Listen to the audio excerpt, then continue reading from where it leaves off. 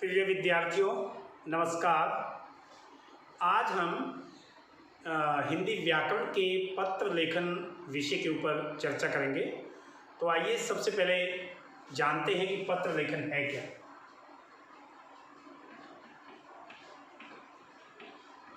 पत्र लेखन जब हम अपने मन के भावों को किसी दूसरे को बताना चाहें, भले ही वो हमारा रिश्तेदार हो, दोस्त हो, हमारे अपने परिवार का सदस्य हो, या फिर कोई अधिकारी हो, या किसी बड़ी फैक्ट्री का मालिक हो, किसी को भी जिसको हम अपनी मन की बातें या अपनी समस्याएं या अपने घर की बातें बताना चाहते हैं, उसको जब हम लिखित में कुछ भेजते हैं तो उसको हम पत्र लेखन कहते हैं। आजकल तो मोबाइल का ज़माना आ गया, व्हाट्सएप का आ गया, फेसबुक का आ गया, ईमेल है, ट्विटर है, बहुत सारे साधन हैं। तो आजकल पत्र लेखन वैसे कम हो गया है, लेकिन जो पहले था वो पत्र लेखन बहुत ही ज़्यादा लिखा जाता था। लेकिन आजकल भी जो हम सरकारी दफ्तरों में देंगे या किसी को भी देंगे, वहाँ तो पत्र लिखे ही जाते हैं आजकल भी। तो पत्र लेखन मुख्यतः दो प्रकार के होते हैं। एक होता है औपचारिक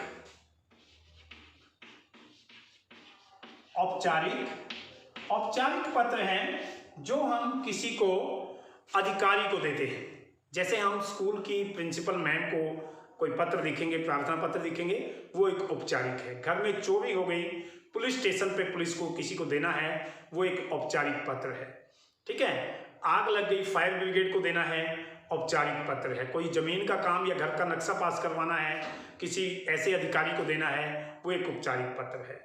और दूसरा होता है अनौपचारिक। अनौपचारिक क्या होता है? अनौपचारिक पत्र वो हैं जो हम अपने परिवार के सदस्यों को, दोस्त को, रिश्तेदार को लिखते हैं।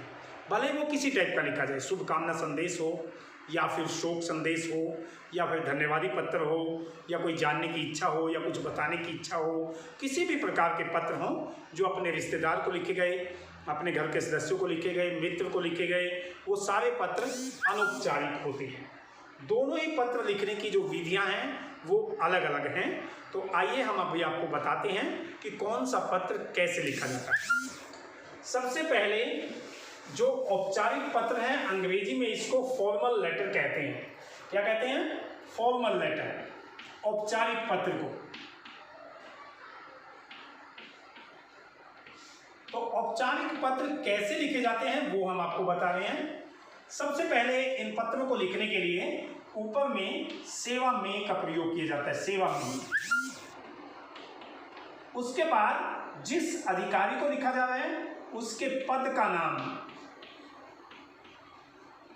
जिस कार्यालय में वो काम करता है कार्यालय का नाम, फिर जहां पे वो कार्यालय है उसका स्थान का नाम। ये 3 लाइनों में उसका एड्रेस लिखा जाता है। उसके बाद विषय, किस टॉपिक पर वो लेटर लिखा जा रहा है उसका विषय लिखा जाता है। और उसके बाद यहाँ पर संबोधन, श्रीमान जी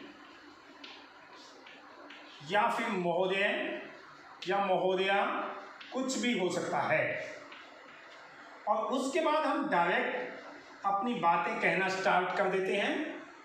और बातें बिल्कुल विनम्र भाषा में, अच्छी भाषा में बातें की जाती हैं। कोई घर की बोलचाल की भाषा यहाँ पे प्रयोग नहीं की जाती। अपनी चाहे वो समस्या है, चाहे वो रिक्वेस्ट है, हम अलग अलग पैराग्राफ भी यूज कर सकते हैं, अलग अलग पैरा भी प्रयोग कर सकते हैं। एक पैरे में बात नहीं आती तो 2 में, 3 में, 4 में अपनी बात लिख सकते हैं। लेकिन भाषा सलीके की होनी चाहिए। घर की बोलचाल की भाषा यहाँ नहीं चलेगी। अब शब्दों का प्रयोग नहीं किया जा सकता। औपचारिक भाषा, फॉर्मल लैंग्वेज का प्रयोग किया जाता है। अपनी पूरी समस्या या अपनी रिक्वेस्ट या अपना निवेदन इसमें विनयपूर्वक, विनम्रता पूर्वक लिखा जाता है। अंत में फिर धन्यवाद भी किया जाता है, धन्यवाद। ठीक है। और यहाँ पर जो हमने संबोधन किया है, संबोधन से मैं इसको संबोधन ही लिख देता हूँ, वो ज़्यादा अच्छा शब्द है यहाँ पे, क्योंकि हमने सारे को ऐसे लेके चला है। संबोधन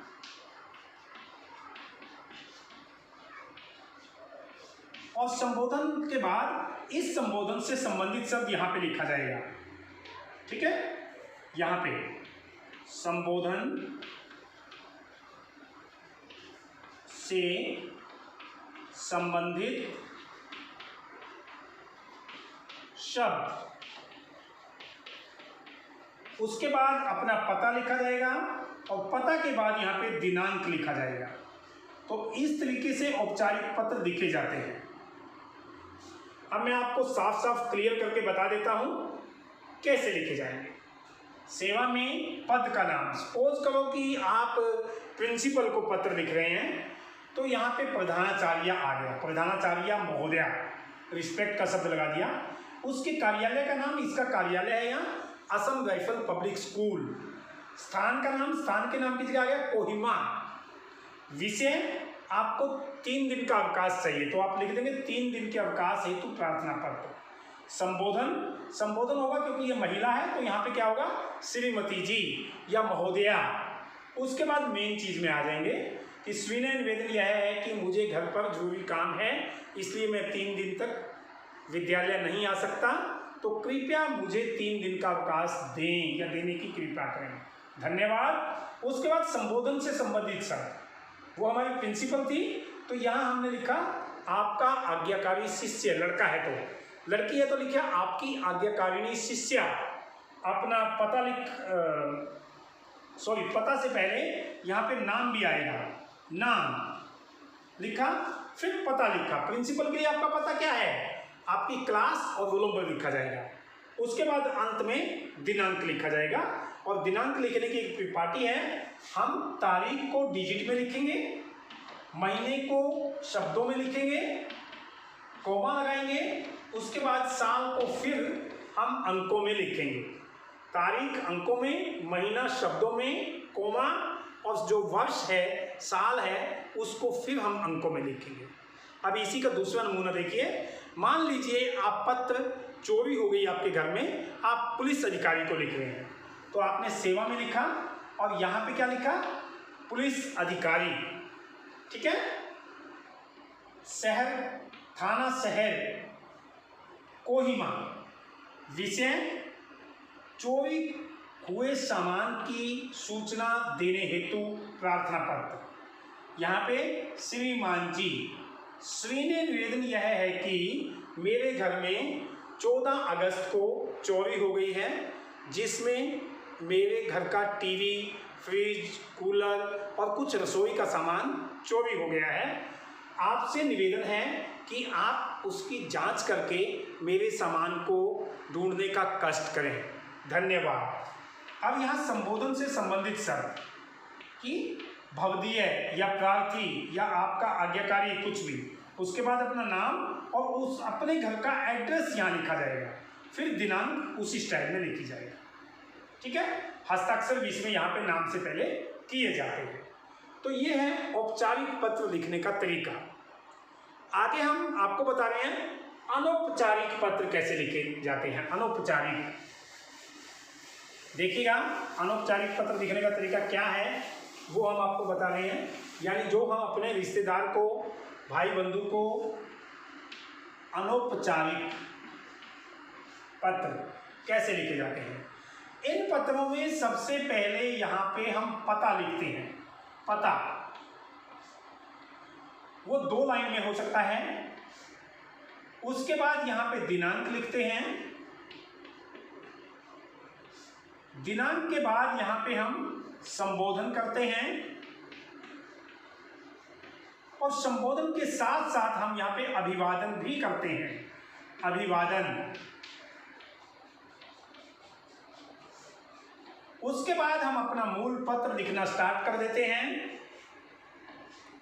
ठीक है, यहाँ पे जो जितनी भी लाइन में आए, 2 लाइन में, 3 लाइन में, 1 पैरे में, 2 पैरे में, उसके बाद यहाँ पे संबोधन से संबंधित शब्द, संबोधन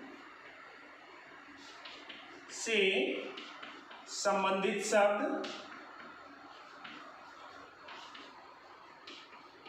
और लास्ट में अपना नाम लिखते हैं। बस इतना ही लिखा जाता है इसमें पता नहीं लिखा जाता, दिनांक इसमें ऊपर लिखी जाती है। ध्यान दीजिए, मान लीजिए आप अपने मामा जी को धन्यवादी पत्र लिख रहे हैं, उन्होंने आपको घड़ी भेजी थी आपके जन्मदिन पर, तो उनको पत्र कैसे लिखा जाएगा वो हम आपको बता रहे हैं। पता आपने 2 लाइन में लिखा, एक में मान लीजिए आपने मोहल्ले का नाम और हाउस नंबर लिखा, दूसरे में आपने शहर का नाम लिखा।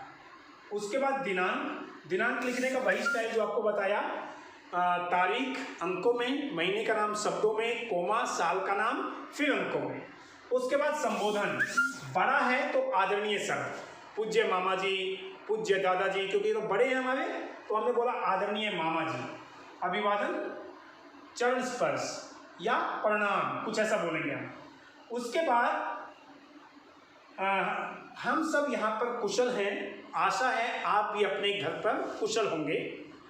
आपने मेरे जन्मदिन पर जो घड़ी भेजी है वो बहुत सुंदर है, मुझे पसंद आई, मुझे घड़ी की आवश्यकता भी थी, इसलिए उस घड़ी के लिए आपका बहुत बहुत धन्यवाद। अगली छुट्टियों में मैं आपके घर आ रहा हूँ। आशा है मामी जी और छुटकी ठीक होंगी। उसके बाद संबोधन से संबंधित शब्द, यहाँ पे हमने आदरणीय मामा जी लिखा था, तो यहाँ पे लिखा आपका भांजा या आपकी भांजी और अपना नाम लिख दिया। यहाँ एड्रेस नहीं लिखा जाता क्योंकि वो आपको ऑलरेडी जान रहा है। दूसरा हो सकता है, सपोज कीजिए वो आपसे छोटा है, तब यहाँ पे संबोधन क्या होगा, प्रिय अनुज या प्रिय मोहन। अभिवादन क्या होगा, सदा सुखी रहो। यहाँ पे क्या होगा, आपकी बड़ी बहन या आपका बड़ा भाई, ठीक है, ऐसे आ सकते हैं। आपका मित्र हो तो उसका नाम लिखेंगे प्रिय मोहन, नमस्कार। और यहाँ पे आपका मित्र या आपकी सहेली, इस तरीके से इन पत्रों को लिखा जाएगा। मान लीजिए आप कहीं घूमकर आए हैं छुट्टियों में और उसका वर्णन अपने मित्र को कर रहे हैं, वो पत्र कैसे लिखेंगे, आपने लिखा 93 अशोक मोहल्ला, आपका पता लिखा जा रहा है अशोक मोहल्ला, और यहाँ पे हमने लिखा लखनऊ। ये 2 एड्रेस, 2 लाइन में एड्रेस आ गया। अभी हम लिख रहे हैं दिनांक में हमने क्या लिखा, 16 अगस्त 2021। अभी हम संबोधन लिख रहे हैं प्रिय मोहन, क्योंकि वो हमारा मित्र हैं। या यहाँ पे हमने लिखा प्रिय गीतिका। अभी अभिवादन किया, नमस्कार या नमस्ते, कुछ भी हम एक लिख देंगे यहाँ पे, क्योंकि अलग अलग होता है। बड़ों के लिए अलग संबोधन होते हैं, छोटों के लिए अलग अभिवादन या संबोधन होते हैं, बराबर वालों के लिए अलग होते हैं। ये ध्यान से पढ़ना, आपने बुक में लिखा हुआ है, ठीक है। बड़ों के लिए हम चरण स्पर्श यहाँ पे लिखेंगे, प्रणाम लिखेंगे, और यहाँ पे आदरणीय मामा जी, आदरणीय दादाजी, पूज्य पिताजी, पूज्य मामा जी इत्यादि शब्द लिखेंगे। और यहाँ पर तो इससे संबंधित शब्द जो है, पिताजी है तो आपका प्रिय बेटा, मामा जी है तो आपका भांजा, दादाजी है तो आपका पोता, और मित्र है तो आपका मित्र या सहेली। उसके बाद फिर हम इसमें आ जाएंगे, तो हम वही लिखेंगे। पहले उसकी कुशल से हम पूछेंगे कि हम सब यहाँ पर ठीक ठाक हैं, आशा है आपके घर में भी सब ठीक होंगे। पिछली गर्मियों की छुट्टियों में मैं नैनीताल घूमने गया था। नैनीताल बड़ी सुंदर जगह है, वहाँ के जो पहाड़ हैं, दृश्य हैं, बहुत ही अच्छे हैं। मुझे वहाँ घूमने में आनंद आया। आप भी हमारे साथ होते तो और मज़ा आता। चाचा जी और चाची जी को मेरा प्रणाम कहना और छोटे भाई को प्यार देना। आपकी सखी, अभी यहाँ संबंधित शब्द, आपकी सखी, आपका नाम क्या है, यहाँ पे अपना नाम लिख दिया गीता।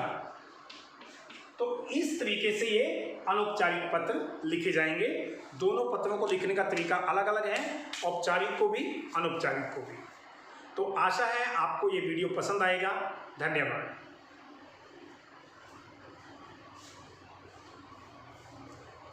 आइए बेटा।